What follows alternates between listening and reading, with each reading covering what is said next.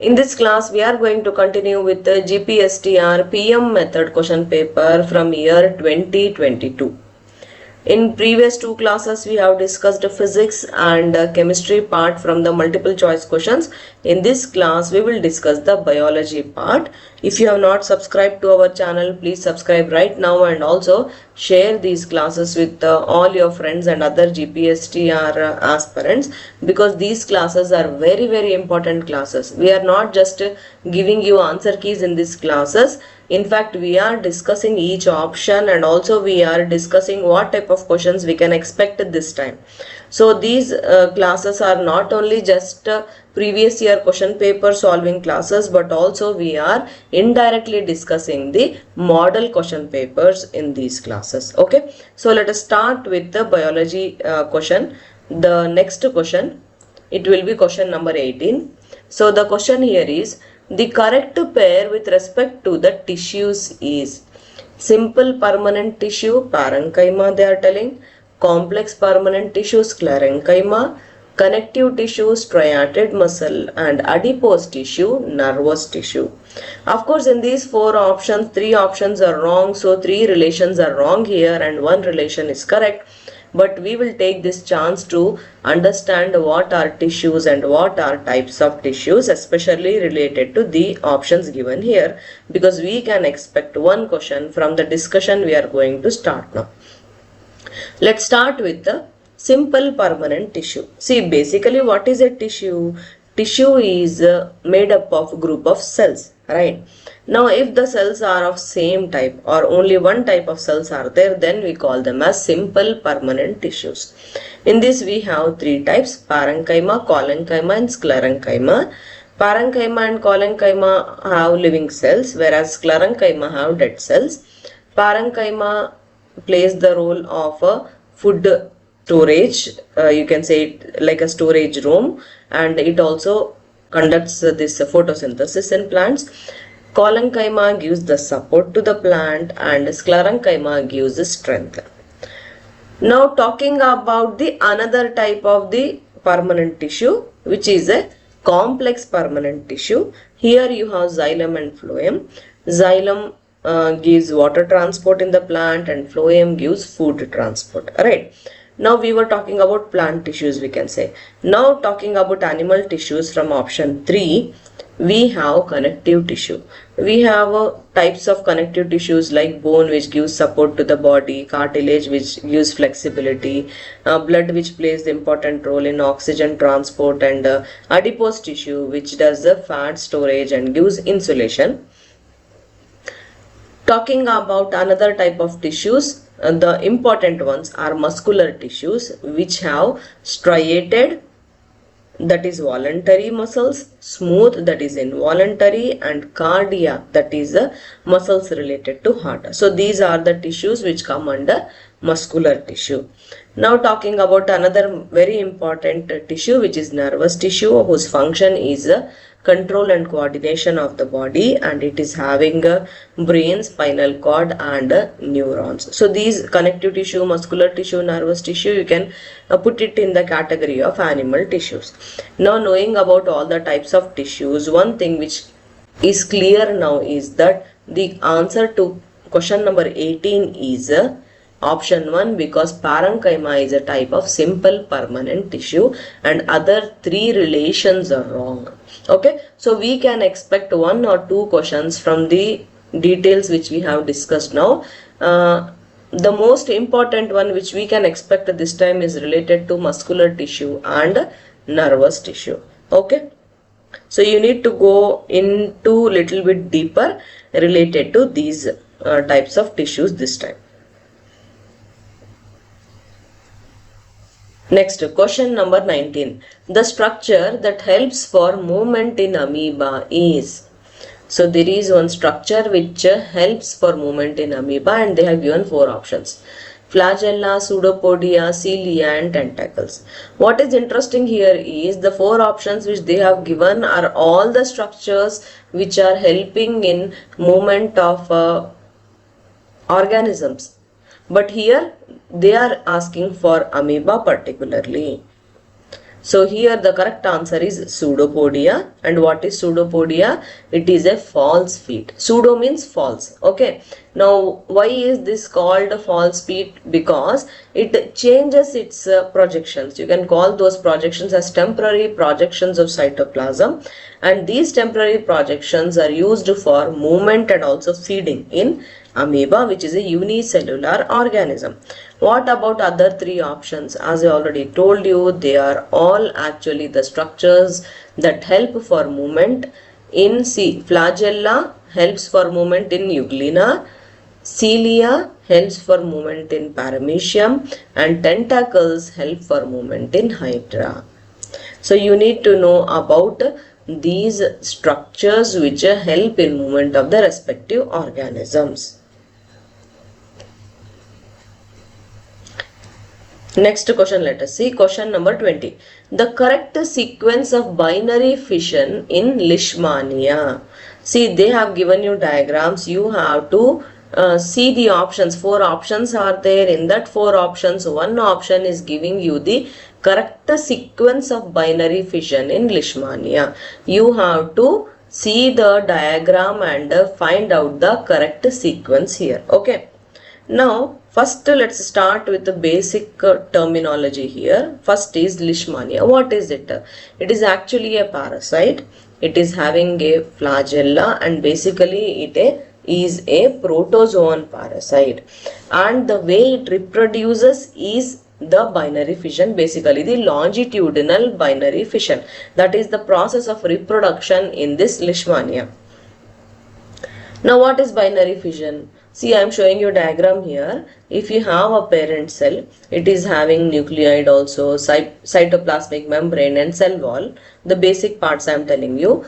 Once the binary fission happens, this single parent cell actually replicates its DNA and it gets divided, you can say. You can see in the diagram here. Then the cytoplasmic membrane, it will get elongated, and after that the cytoplasm will divide and it will make the walls in between, and thus that one parent cell is divided into 2 cells which we now call as daughter cells. Now talking specifically about Leishmania or the binary fission that we were talking here about, you can see that the binary fission can take place in 6 stages if we go accurately actually. So here you can see from A, which is a parent cell, the nucleus is dividing till stage C here. Again in stage D the cell is elongated, and then from E the cell division starts along with the long axis, the vertical axis. That's why we call it as a longitudinal binary fission, and finally 2 daughter cells are formed.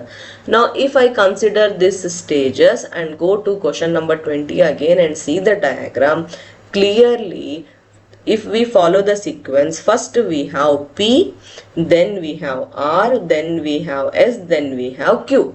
So option 2, P, R, S, Q is the right sequence of binary fission in Leishmania. Okay, clear, right? So this way, see, it is taking time for me to explain you everything, but it will take you only 1 second to understand how the binary fission is happening. Only thing is that you should not confused while gathering the correct sequence. In place of PRSQ, if you go for PRQS, then your answer is wrong. So that's why better you write in the margin. First you write P, then you write R, then you write S, then you write Q, then come back and search for the correct option which is following the sequence which you wrote in the margin. Okay, so that way you will not lose your mark also, and you will not spend much time also in answering this type of simple questions. Okay. Moving ahead now. Next, question number 21. Non-renewable resource among the following is water, petroleum, forest, soil. See, this time we can expect 1 or 2 questions from renewable and non-renewable resources, because you can see everything in the news also, the Middle East war crisis and all that. So petroleum, LPG crisis, we know everything about this now, how much chaos it has happened. Now with that chaos only you can give the correct answer to this question. See, actually, we have two types of resources on this earth: renewable resources and non-renewable resources. What are renewable resources? They are that type of resources which we can use again and again. They are actually present in unlimited quantity in the earth, or they are replenishable supply. They can be replaced quickly by natural processes. They are eco-friendly and they do not cause pollution also. So best examples for renewable resources are sunlight, water and wind. We have plenty of renewable resources which do not end. But when we talk about non-renewable resources, we cannot use them once they are exhausted. Okay, they are available in limited quantity and it takes millions and millions of years for their formation, and of course they cause more pollution. So what are the best examples? Petroleum, coal and natural gas. So what is the correct answer to our question number 21? Petroleum. Of course it is a non-renewable resource. That's the reason why this Strait of Hormuz tension has happened. Lot of crisis of this petroleum and LPG because of the war in the Middle East, because of the Israel America war on the Iran. You know about all that, right? So this chaos happened because petroleum is a non-renewable resource. You cannot get it everywhere and anywhere, right? But in place of that, if we talk about sunlight, sunlight is present everywhere. We don't need to depend upon anyone, and it can be used again and again. It will never end at all, right? Till the earth is there, sunlight is also there, right? So these type of things you have to keep preparing, because even in current affairs point of view also, and the news point of view also, they can ask these type of questions not only in biology part, they can also ask in chemistry part, they can also ask in GK part, they can also ask in current affair parts. So you have to be very careful with these type of knowledgeable things which you should keep an eye on. Okay, next question number 22. The decomposer is, the four options given here are fungi, algae, protozoa and virus.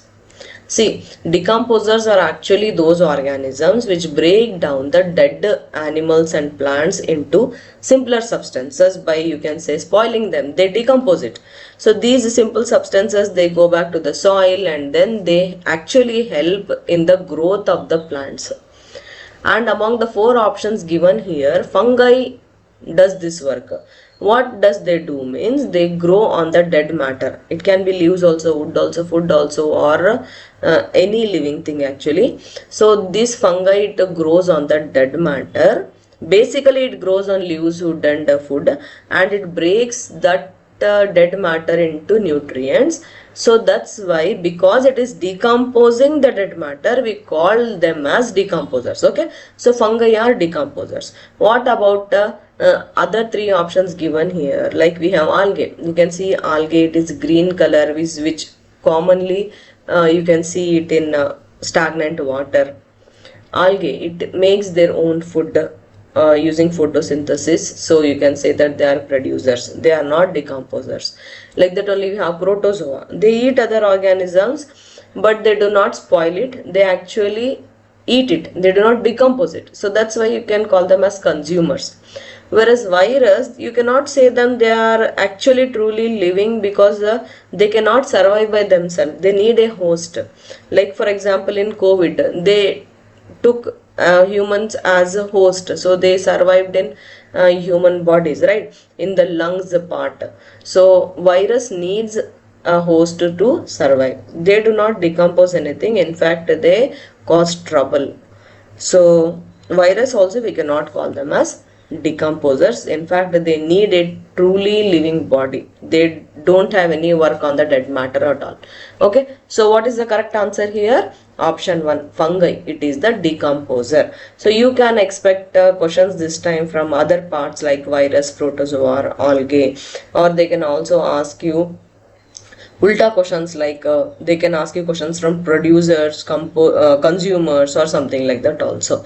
Okay, next question number 23. The basic unit of classification of organisms. So this is a very simple and easy question. The options they have given here are family, species, genus and kingdom. We should be knowing about the classification of animals, which starts from species, then genus, family, then what is the chronological order? Order, class, phylum, kingdom and domain. So what is the basic unit here? The basic unit is species. Option 2 is the correct answer. And what will be the highest one? It can be kingdom, or if domain is in the option, then you can go for domain also. Okay, clear it? Next, question number 24. The parts of a flower that produces male and female gametes respectively are. So if you know the diagram of the flower, then you can give the correct answer. The options they have given here are stamen and pollen, style and stigma, stamen and ovary, stamen and style. See the diagram of the this flower here. You can see here anther, pollen, filament, then stamen. Then you can also see ovary, ovule, right? So petal is also there, pistil is also there. So you have to be very careful with the parts of the flower, because they can ask any question from that part. You should also know the functions of each part here. See, basically stamen, it is actually a male part in the flower and it produces pollen. So it is producing a male gamete, whereas ovary is the female part. It contains ovules and it is a female gamete. The parts of a flower that produces male and female gamete respectively. When this word respectively comes, you should find out the answer with the corresponding word. First word is male, so your first answer should be male gamete. Second word is female, so your second answer should be female gamete. What is the male gamete? Stamen. That should be your first answer. Second answer should be ovary here. So what is the correct option? Option 3. In case you do it ulta, if you write ovary and stamen, and if it is there in the option, then your answer is wrong. So when they ask a question with this word respectively, you have to be very careful with the corresponding correct answer. Okay, clear, right? Next, question number 25. The outermost rigid structure that surrounds the plant cell. The options are plasma membrane, nuclear membrane, cell wall and tonoplast. This is actually an easy question, because we all know that cell wall is the outermost layer and it is the rigid part which gives the shape and protection to the cell. Right? So option 3 will be the correct answer here. But if we see other 3 options, we should be knowing about them. Many of you may not be knowing about what is tonoplast. So I will tell each and everything here. See, we have animal cell and plant cell. It's important for you to know the diagram also and to know the parts also, because GPSTR has descriptive part and usually they are asking diagrams in 4 mark questions, or they can ask in 2 or 3 marks also. You never know about that, but it is better for you to know about the diagrams. On this note, I want to remind that GPSTR aspirants, whoever has taken our paid batches, we have sent you all the list of diagrams of GPSTR. Those diagrams we have made sure that they do not coincide with the diagrams in our notes. So you should take our notes also seriously and the list of diagrams also seriously. So combining both of them, you have to learn all the diagrams. So we can guarantee you that whatever diagram question comes in GPSTR this time will be from our notes or the list of the diagrams which we have given you. Okay, clear, right? So please take this point seriously here. Now coming back to this answer. As you can see here, cell wall is the outermost layer. Now talking about the plasma membrane. What is it? It is a thin flexible layer which is inside the cell wall. It actually controls and it makes sure that which substance should actually enter and which substance should exit the cell. It actually acts like a selective gate, you can say. It's like playing the role of a watchman, you can say. Okay, watchman will make sure which one should go inside the gate and which one should not go inside the gate. So that is your plasma membrane which is inside the cell wall. Now talking about nuclear membrane, as the name only suggests, it is the membrane around the nucleus, right? The nucleus is actually a very important control center inside the cell, and this nuclear membrane protects genetic material, and it controls exchange of substances with cytoplasm and the nucleus, and it plays the role of a protective cover of that nucleus. Okay, another important which I told you is a tonoplast. Remember, you can expect this tonoplast this time. You can expect question from this time. So membrane around a vacuole it is. So vacuole means it is, you can say, that which stores food, you can say. So this tonoplast is a membrane around that vacuole. It controls storage of water, it controls storage of food and waste. It is basically like a storage tank cover. So this was all about the 4 options from this question. So by this we complete the biology part of GPSTR 2022 PM method question paper from MCQs part. Let us start with the maths questions in the next class, and if you want our classes to be posted regularly, then we want a good response from you all. Then only we will get encouraged and we will get motivated to post the classes regularly. Okay, so please take these things seriously, and if you are not joined our Telegram channel, please you can join it right now. You will have the link in the description below this video.